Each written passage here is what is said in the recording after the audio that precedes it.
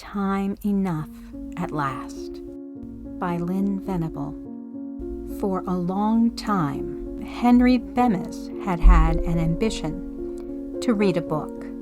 Not just the title or the preface or a page somewhere in the middle. He wanted to read the whole thing, all the way through from beginning to end. A simple ambition, perhaps, but in the cluttered life of Henry Bemis, an impossibility. Henry had no time of his own. There was his wife, Agnes, who owned that part of it that his employer, Mr. Carsville, did not buy. Henry was allowed enough to get to and from work, that in itself being quite a concession on Agnes's part.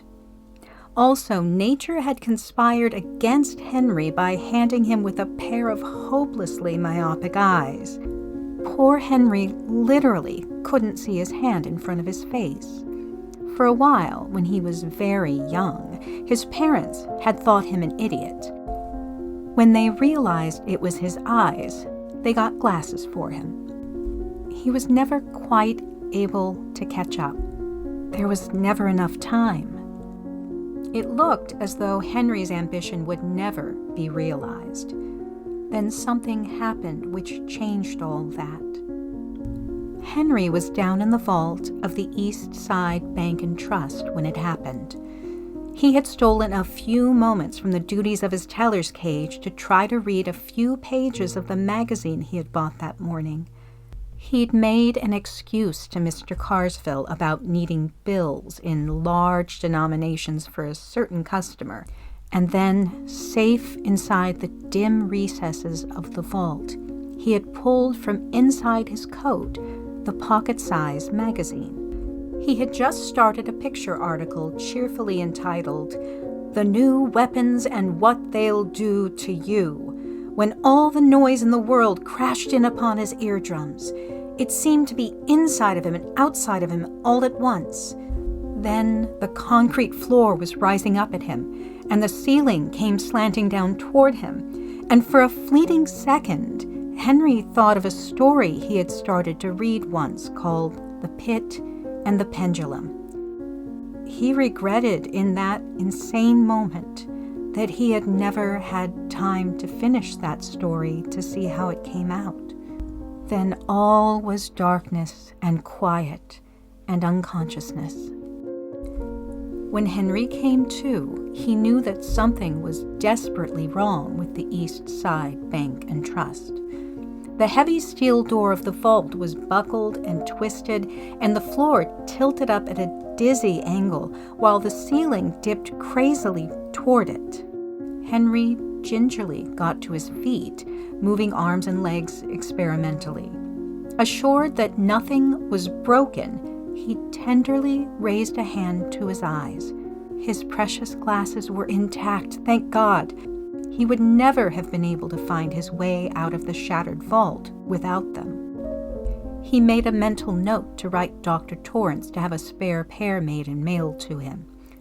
Blasted nuisance not having his prescription on file locally, but Henry trusted no one but Dr. Torrance to grind those thick lenses into his own complicated prescription. Henry removed the heavy glasses from his face. Instantly, the room dissolved into a neutral blur.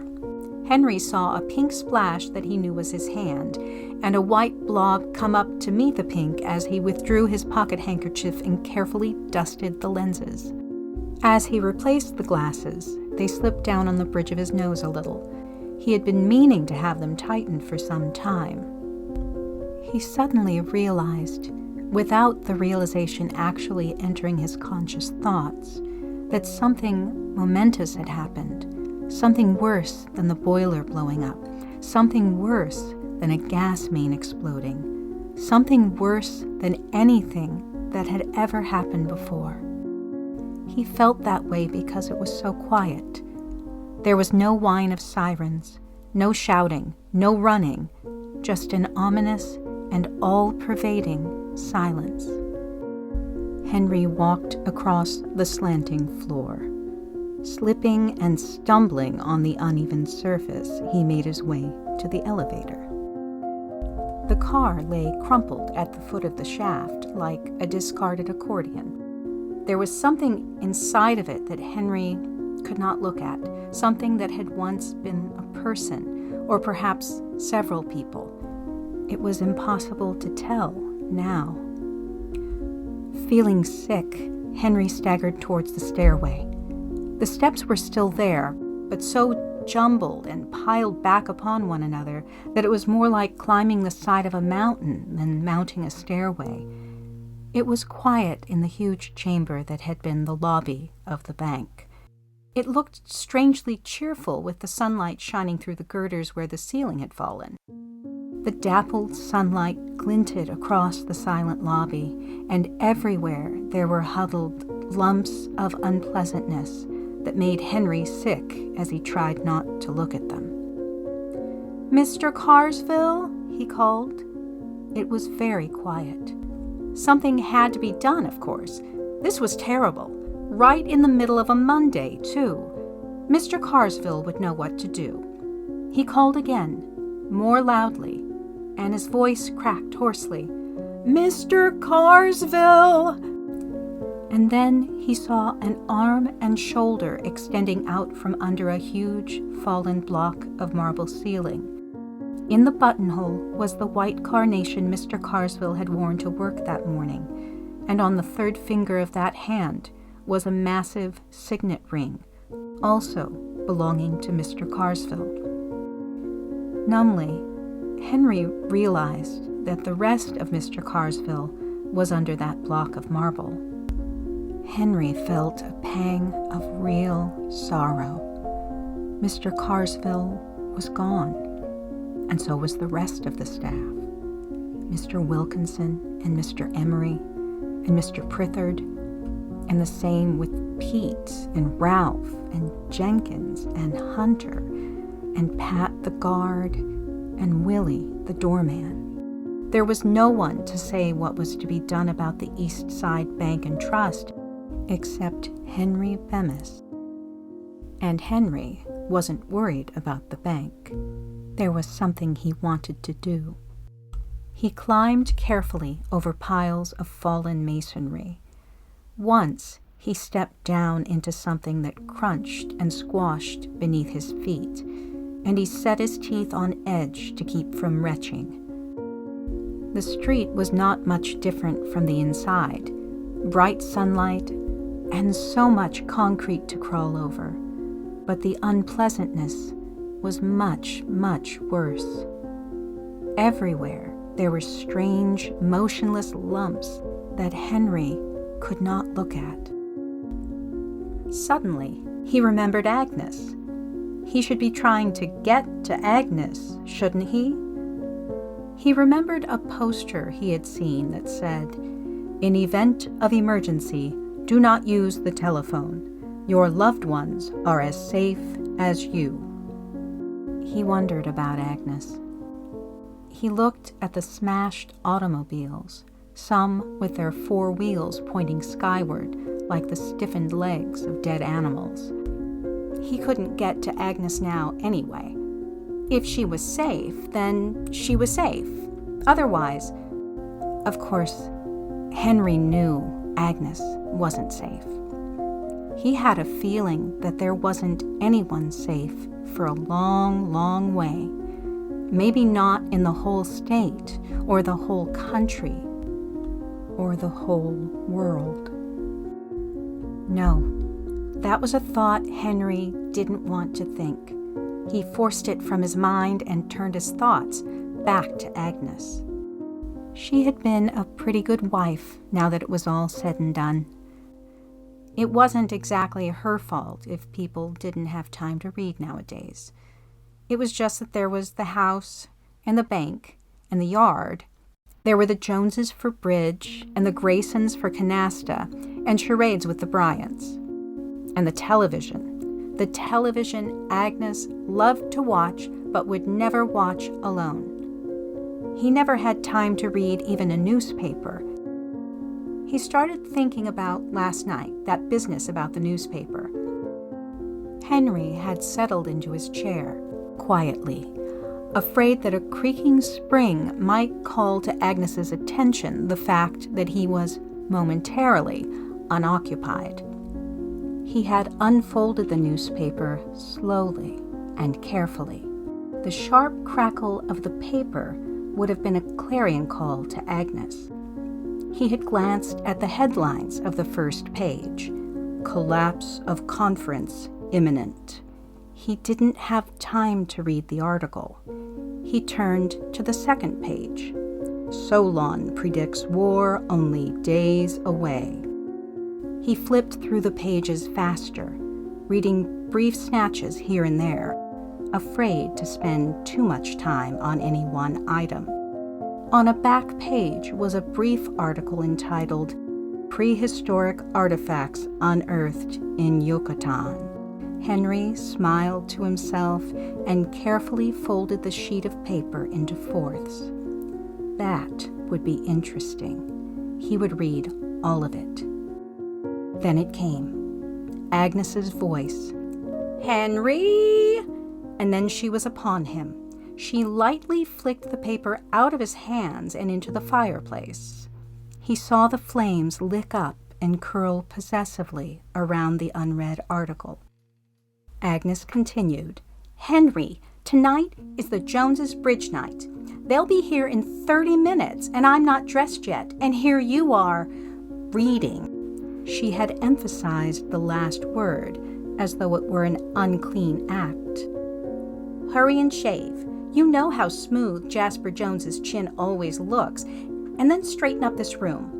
She glanced regretfully towards the fireplace. "Oh dear, that paper, the television schedule. Oh well, after the Joneses leave, there won't be time for anything but the late movie, and don't just sit there, Henry. Hurry!" Henry was hurrying now, but hurrying too much. He cut his leg on a twisted piece of metal that had once been an automobile fender. He thought about things like lockjaw and gangrene, and his hand trembled as he tied his pocket handkerchief around the wound. In his mind, he saw the fire again, licking across the face of last night's newspaper. He thought that now he would have time to read all the newspapers he wanted to, only now there wouldn't be any more. That heap of rubble across the street had been the Gazette building. It was terrible to think there would never be another up-to-date newspaper. Agnes would have been very upset. No television schedule. But then, of course, no television. He wanted to laugh, but he didn't. That wouldn't have been fitting. Not at all. He could see the building he was looking for now, but the silhouette was strangely changed.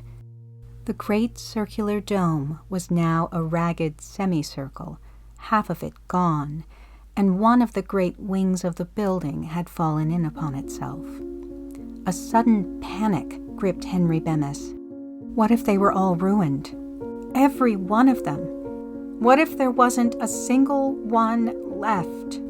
Tears of helplessness welled in his eyes as he painfully fought his way over and through the twisted fragments of the city. He thought of the building when it had been whole. He remembered the many nights he had paused outside its wide and welcoming doors.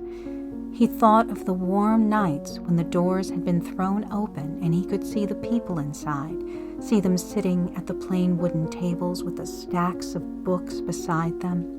He used to think then what a wonderful thing a public library was, a place where anybody at all could go in and read. He had been tempted to enter many times. He had watched the people through the open doors, the man in greasy work clothes who sat near the door, night after night, laboriously studying a technical journal, perhaps, difficult for him, but promising a brighter future. There had been an aged, scholarly gentleman who sat on the other side of the door, leisurely paging, moving his lips a little as he did so. A man having little time left, but rich in time because he could do with it as he chose. Henry had never gone in. He had started up the steps once, got almost to the door, but then he remembered Agnes, her questions and shouting, and he had turned away.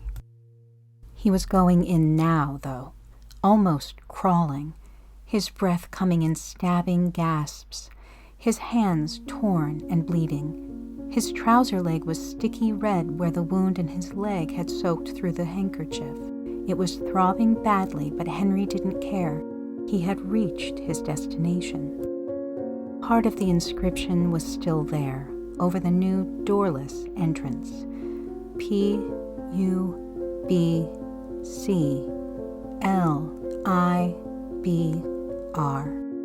The rest had been torn away. The place was in shambles.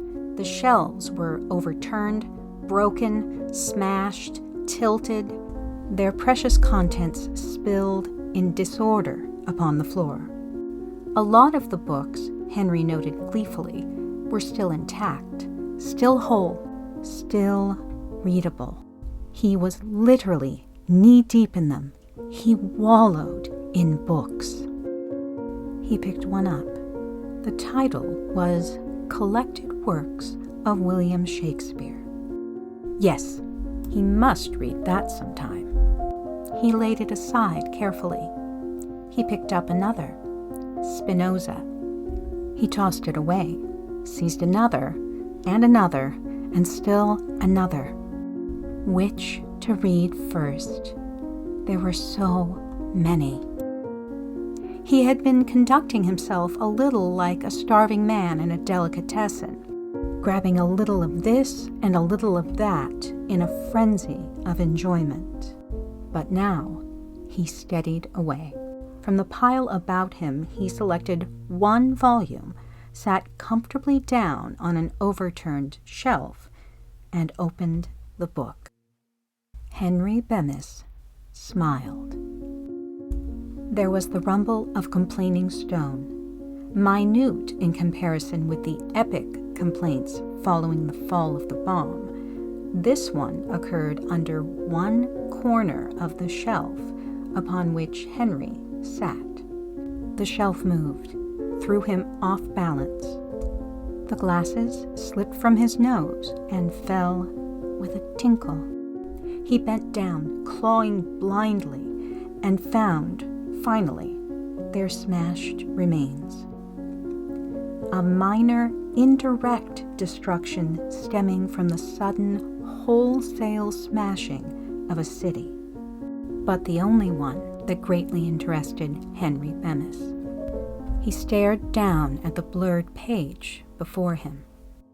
He began to cry.